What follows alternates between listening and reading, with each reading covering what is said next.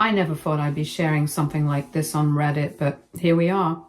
My life has turned into a complete nightmare over the past few weeks, all because of someone Harvey, 38, male, trusted.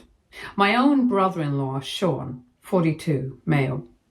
I'm still trying to process everything, but I need to get this off my chest, and maybe some of you can offer advice or just tell me I'm not crazy for how I'm handling this. It all started when I got a letter in the mail from my bank. It was a thick envelope, official looking, and made my stomach twist before I even opened it. When I did, my heart just dropped. According to the letter, I owed $50,000 across multiple credit cards. At first, I thought it had to be some kind of mistake.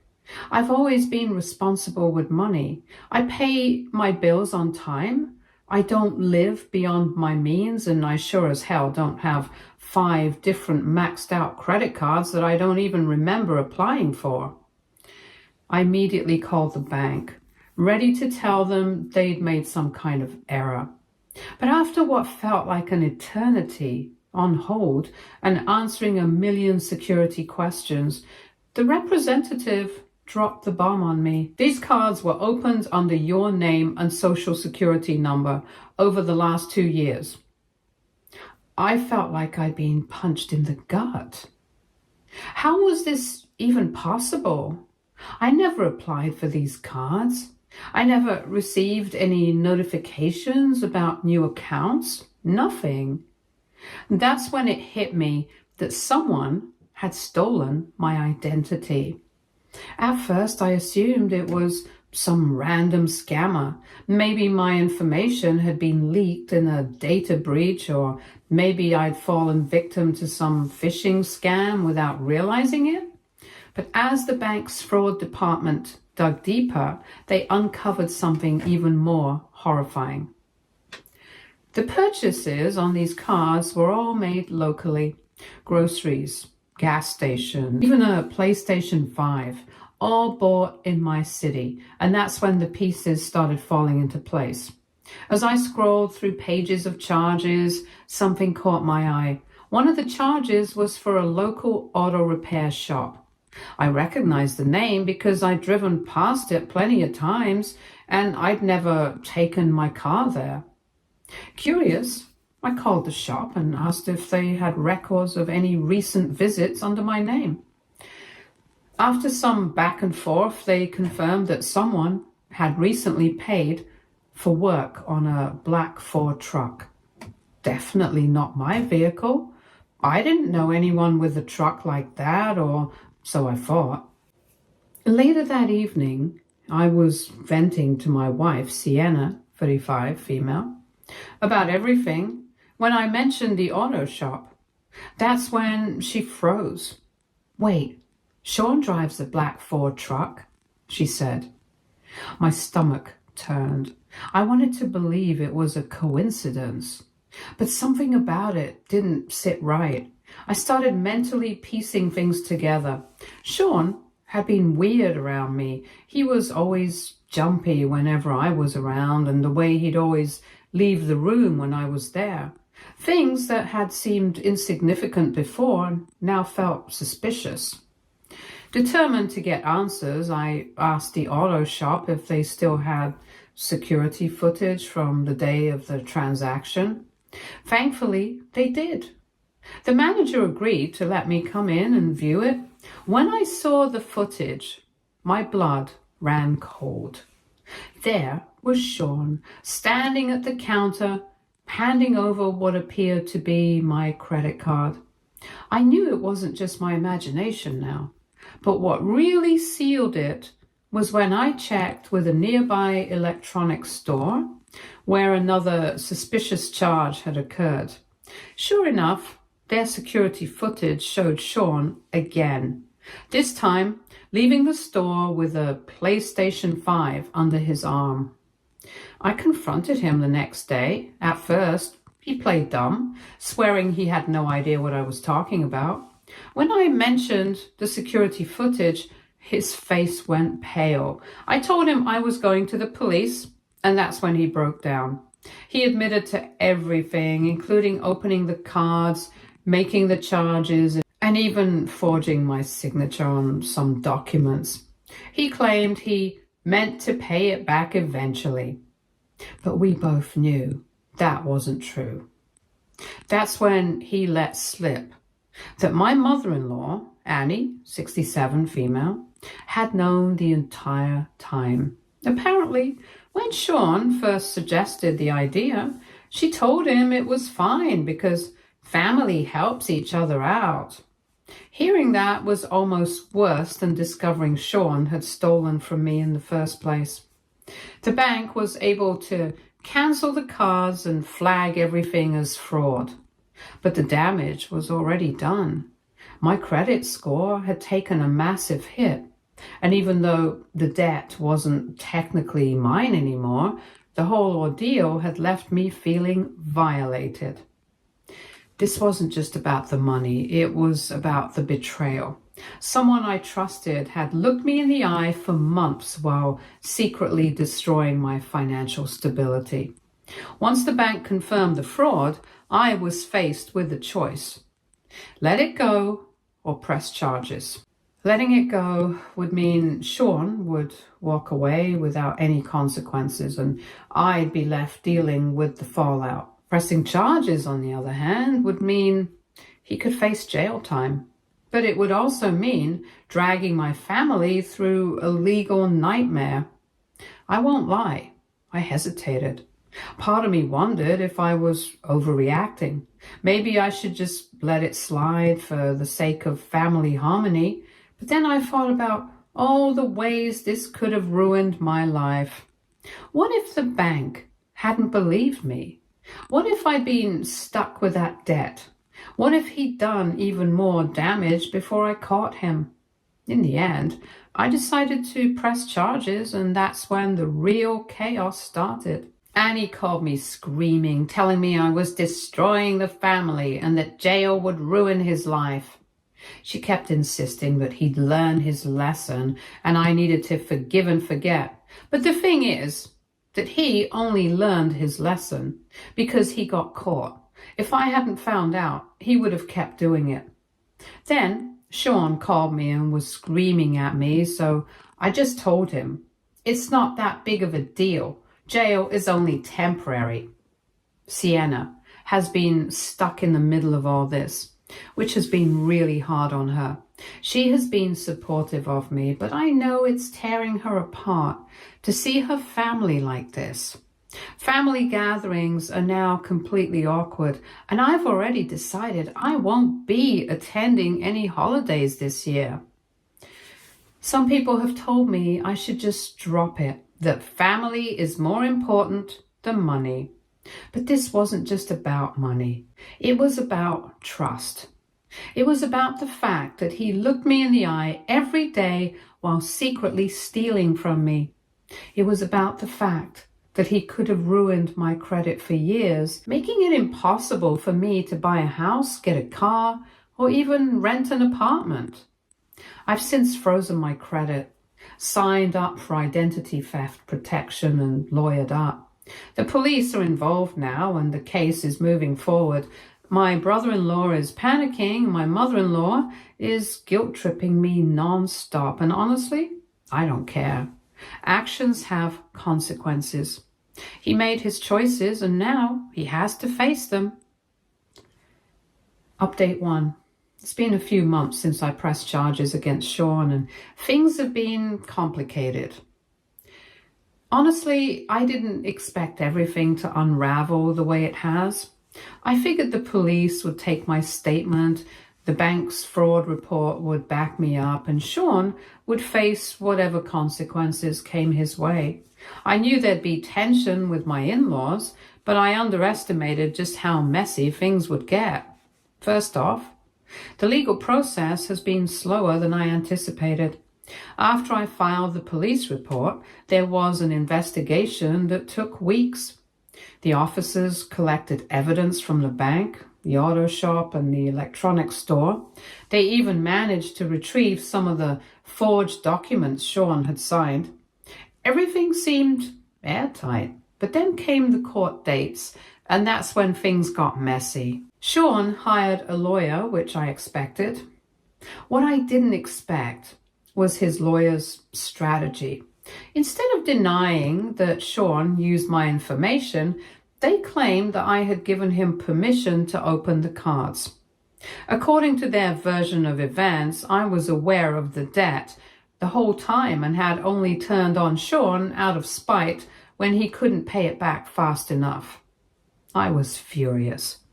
The idea that I would willingly let someone rack up $50,000 in debt under my name is insane. But the lawyer spun this narrative that I was helping family and had only decided to turn on Sean after a falling out. It didn't help that Sean conveniently had text messages where he had asked me for money in the past, and while those texts were unrelated, his lawyer twisted them to make it seem like we had some kind of financial arrangement. The biggest blow, though, was Annie. She agreed to testify for Sean. She backed up his story, claiming I'd known the whole time and had agreed to help him get back on his feet. I wasn't even surprised, honestly, but it still stung. What did surprise me was how far she was willing to go to defend him. She even claimed I'd bragged about having good credit and that I wouldn't miss the money. It felt like being stabbed in the back all over again. Sienna's been supportive through all of this, but I can tell it's wearing her down. She's exhausted from being put in the middle, her brother on one side and her husband on the other. The stress has been brutal on both of us. We've had arguments, mostly about her family. I don't blame her, but I can tell she feels guilty for being caught between us. She's tried talking to Annie, but that's only made things worse. Annie keeps twisting the situation, saying things like, if Harvey really loved you, he wouldn't be doing this. What really pushed me over the edge was the way they've been manipulating Sienna.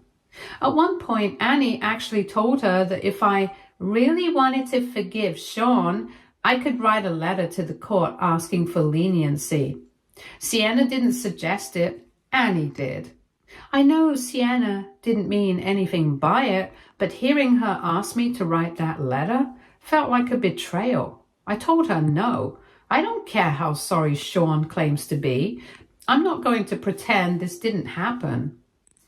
As far as the legal side goes, Sean's lawyer tried negotiating a deal, basically asking me to agree to drop the criminal charges if Sean was on probation. I laughed when I heard this, and I told my lawyer I wasn't interested in anything that didn't involve real accountability. That decision apparently set Annie off again. Next thing I knew, I was getting texts from her that were nasty. She called me a vindictive monster and said I was ruining Sienna's life and accused me of tearing apart the family just because you're too proud to forgive.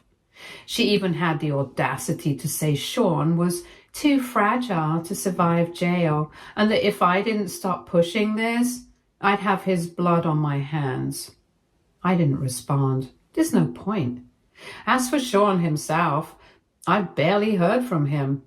After I confronted him and he admitted everything, he's mostly avoided me, probably on the advice of his lawyer. The only time he reached out was after I refused to drop the charges. He sent this long, rambling text about how families should stick together and how he was just trying to get back on his feet. He kept repeating that he always planned to pay me back. I didn't reply to that one either. The trial date is still a few weeks away, and I'm trying to prepare myself for whatever happens. My lawyer says there's a good chance Sean will take a plea deal, probably serving some jail time and being ordered to pay restitution. That sounds fair to me. I don't want him to go to jail, but I also can't just let him walk away from this like nothing happened. In the meantime, things with the family are basically non-existent. I haven't spoken to Annie since her last round of insults, and I've been staying away from family events. Sienna went to her cousin's birthday party last weekend, and from what I heard, Annie spent most of the time bad-mouthing me to anyone who would listen. Apparently, she told everyone that I was destroying Sean's life over a few $1,000s. Never mind that it was 50 grand. The worst part is how isolated this has made me feel. I never wanted to be the bad guy, but that's how they've painted me. I've done everything I can to protect myself, but the emotional fallout has been harder to fix. Despite everything, I know I'm doing the right thing. Sean made his choices, and now he has to face the consequences. And as for Annie, I'm done trying to reason with someone who refuses to see reality. Sienna and I are still figuring things out. She's angry with her family, but still loves them, and I get that. I told her I'd never make her choose between us, but she knows things can't go back to the way they were. Trust isn't something you can patch up overnight. The trial's coming up soon, and I'm bracing myself for whatever happens. I just want this chapter of my life to be over. Update 2. It's been a few months since the trial, and I finally feel like I can breathe again.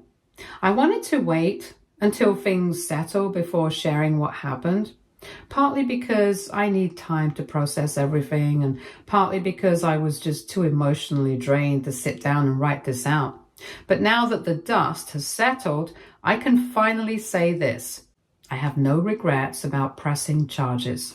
The trial didn't go exactly how I expected, but the outcome felt fair, or at least as fair as something like this can be. Leading up to it, Sean's lawyer kept pushing for a plea deal. At first, they offered a joke of a settlement, something like 6 months of probation and a promise to pay a fine. I refused. After that, they came back with something more serious. Sean would plead guilty to identity theft and fraud, face some jail time, and be required to pay restitution.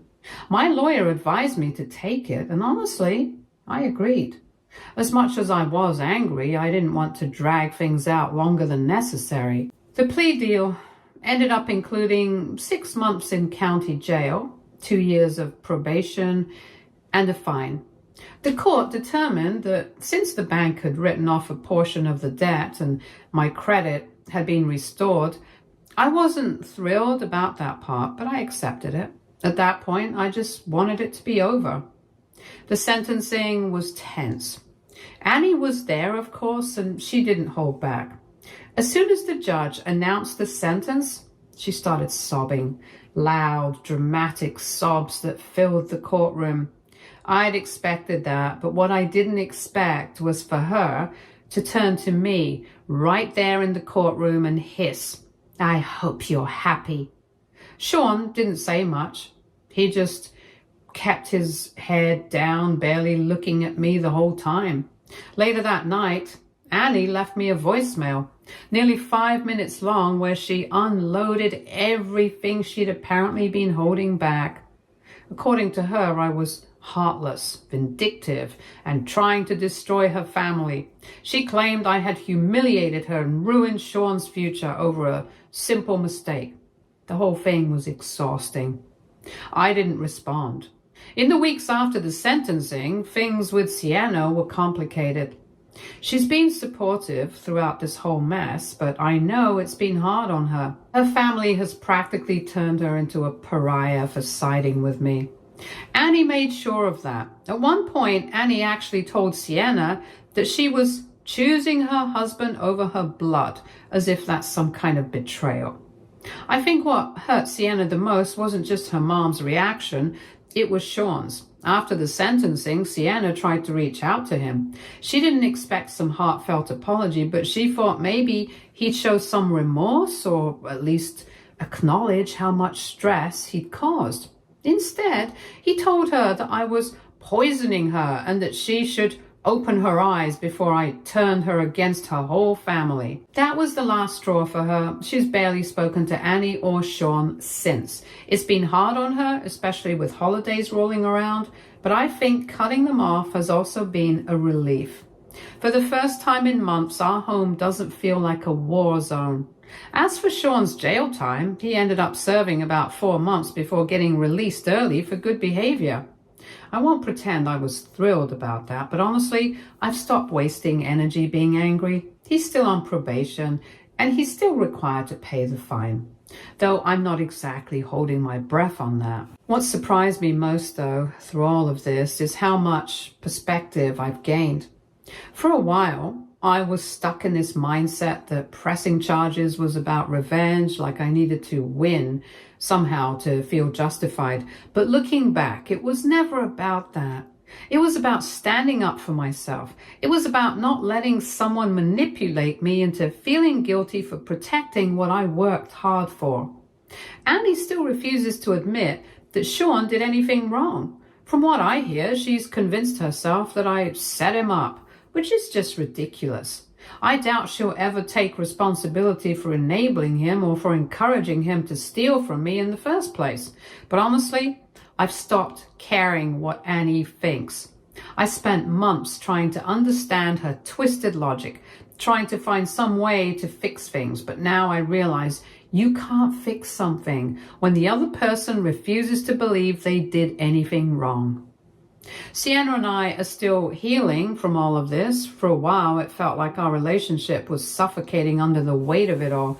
But lately, things have started to feel normal again. We're going out more, spending time with friends, and just living without the constant tension hanging over us.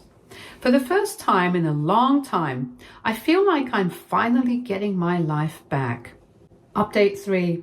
I thought things would finally calm down after Sean's sentencing. With him serving time and Annie keeping her distance, I figured the worst of it was over. I should have known better.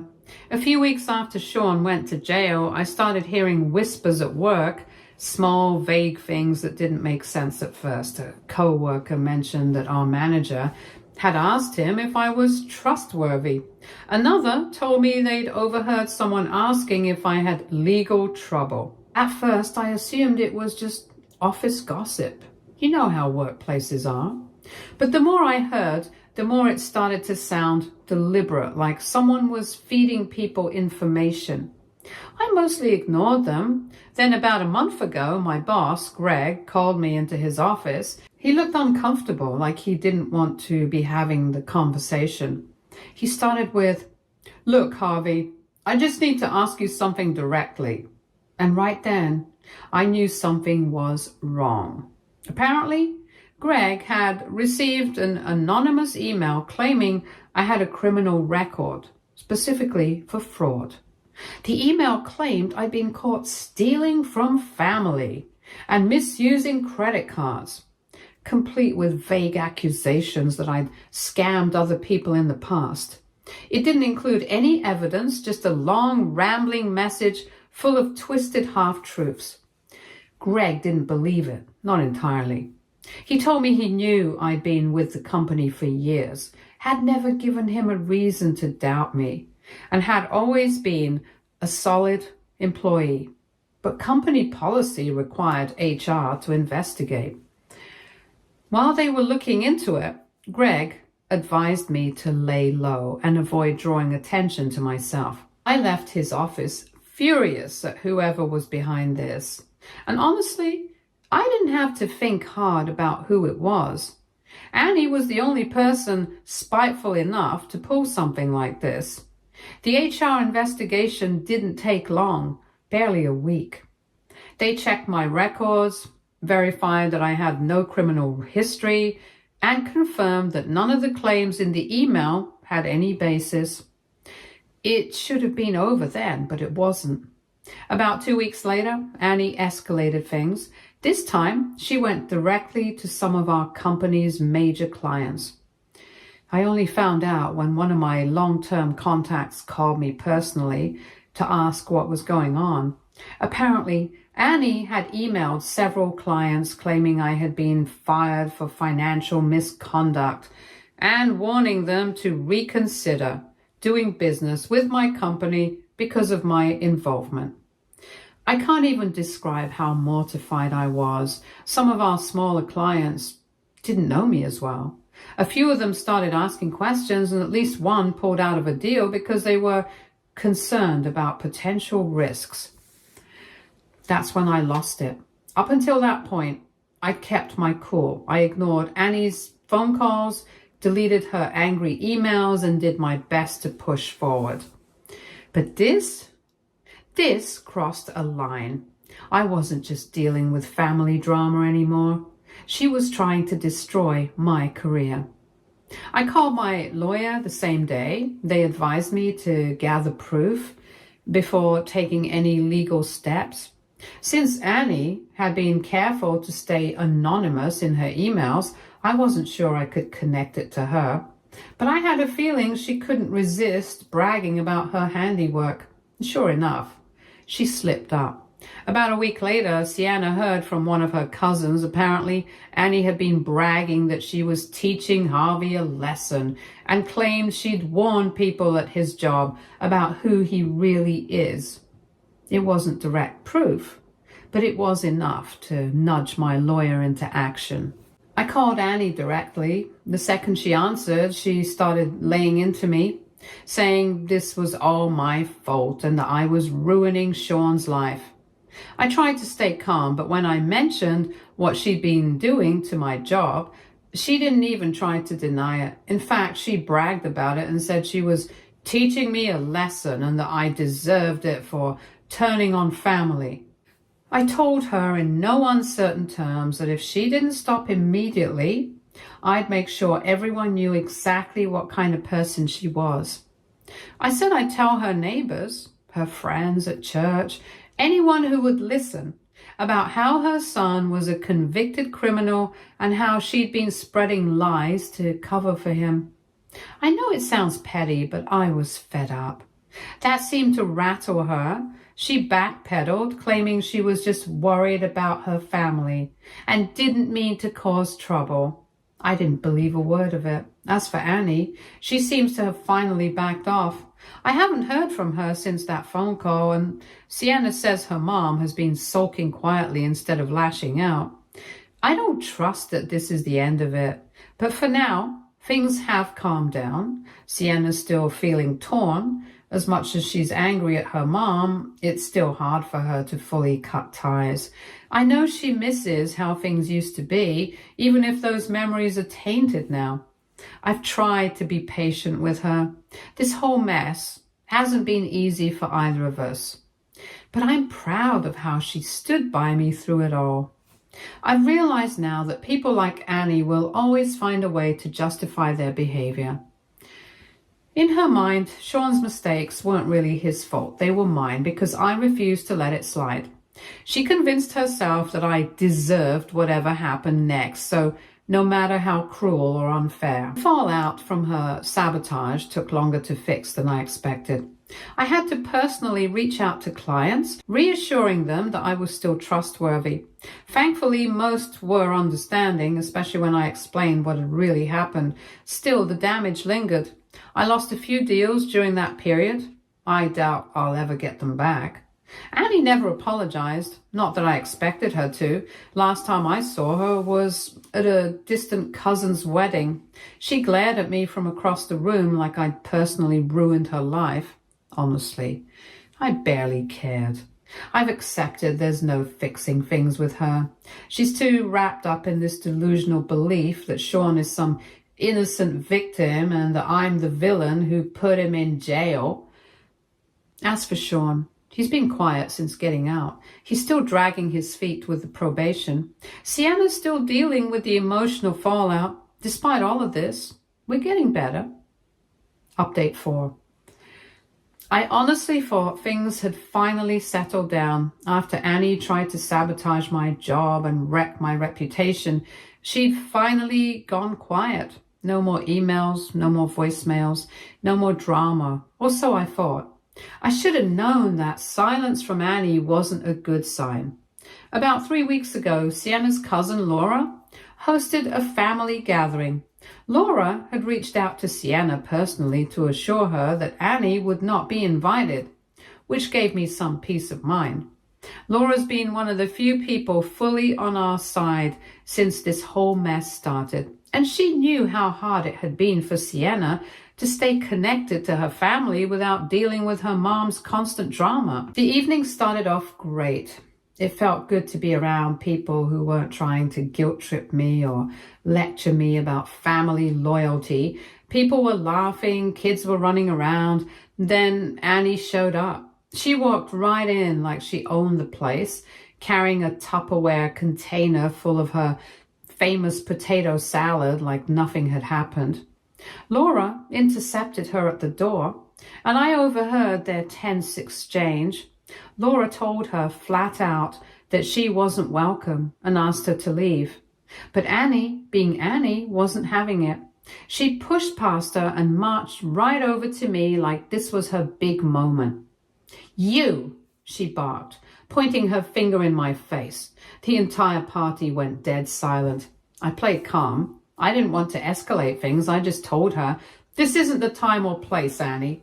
But of course she ignored that, and she launched into this loud rant about how I'd ruined Sean's life and how I didn't care about family. She started going on about how I was turning Sienna against her own mother and how I was a petty little man who couldn't let go of a grudge. I kept telling her to walk away, but she wouldn't stop. Eventually I snapped back and told her that the only person ruining her family was her. I reminded her that Sean had stolen from me and that she had tried to destroy my career. And that's when she lost it. Before I knew what was happening, she slapped me hard right across the face. I didn't say anything. I couldn't. I just turned and walked away. I wasn't about to cause a bigger scene. Laura and a few others practically shoved Annie out the door, and from what I heard, she started crying and yelling about how I was the bully and how nobody cared about Sean. I was still stunned when Sienna found me a few minutes later. I thought she'd be overwhelmed, but instead, she looked angry. Later that night, Sienna called her mom. I wasn't in the room, but I overheard enough to know it wasn't pretty. Sienna told Annie that she'd had every chance to apologize and take responsibility, but instead, she doubled down every time. She told her mother that until she could show genuine remorse for what Sean had done, for what she had done, she was no longer welcome in our lives. The best part was that Annie's behavior finally caught up with her. Word about the slap spread fast. By the end of the weekend, almost every relative knew what had happened. Apparently, a lot of them had been quietly fed up with Annie's behavior for a while, and this was the final straw. I know this isn't the end of it. Annie's too stubborn to just quietly disappear. But for now, at least, things are calm. If anything happens, I will keep you updated. Stay tuned for more stories from our girl relationships.